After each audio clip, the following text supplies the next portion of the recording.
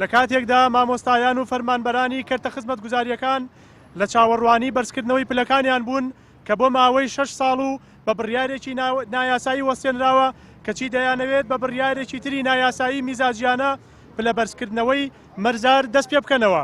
ئەوە وێڕای ئەوەی بە ناوی ستەمی پاشەکەوت و لێبڕین و فڕوفێڵی ترەوە چەندین موچەی مامۆستایان و فەرمانبەران کەوتۆتە لای کابینەی هەشتەم و نۆیەمی هەرێمی کوردستان و ئێمەش بە چەندین ڕێگەی جیاواز داوای مافەکانمان کردووە، بەڵام بەداخەوە کە دەسەڵات هیچ کات گوێی لە هاوڵاتیانی خۆی نەگرتووە. بەڕێزان، ئێمە پێمان وایە بێدەنگی زیاتر ستەمی زیاتری بە دوای خۆیدا دەهێنێت، هەر بۆیە پێکەوە بڕیارماندا کە یەکەم ڕۆژی شەممە 26/11/2022 خۆپشاندان و ڕێپێوانی فراوان ئەنجام دەدەین.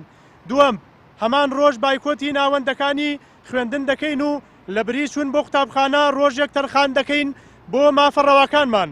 بۆیە لێرەوە داوا لەسەر جەمچین و توێژەکان دەکەین، بە تایبەت فەرمانبەران کە وەستانی پلە بەرزکردنەوە کاریگەری نەرێنی لەسەر قوتی مناڵەکانیان داناوە بەشدار بن لە هەڵوێست و ناڕەزایی ڕۆژی شەممەدا. داواش لە دایکان و باوکانی خوێندکاران دەکەین هاوکارمان بن و ڕۆژی شەممە ڕۆڵەکانیان نەنێرنەوە بە خوێندنگە. خۆپشاندانی مامۆستایان و فەرمانبەرانی ناڕازی شوێن و کاتی ناڕەزایی ڕۆژی شەممە کاتژمێر دەی سەر لە بەیانی شوێن بەردەم پەروەردەی ڕۆژئاوا مەیدانی ناڕەزایەتیەکان 24/11/2022